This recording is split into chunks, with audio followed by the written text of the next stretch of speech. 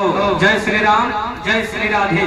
और हमारे बीच में कथा व्यास श्री पद शुक्ला जी महाराज हैं, साथ में हमारे आदर्श हैं, पंडित जी भी हैं। बहुत खुशी है, कथा इनकी बहुत अच्छी है। और हमारे बड़े भाई श्री जितेंद्र तिवारी जी का जो शुभ विवाह है, उस विवाह के उपलक्ष्य में दो लाइन कहना चाहूंगा।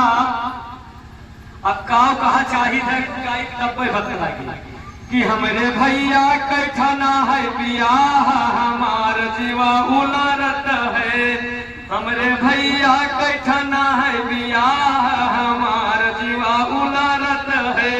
अरे भैया हमारे हैं लाखों के राजा, अरे भैया हमारे हैं लाखों के राजा। यही लगन में बाज जाए बाजा, हमार जीवा उलरत है। यही लगन में बाज जाए बाजा, हमार जीवा उलरत है। ओ भैया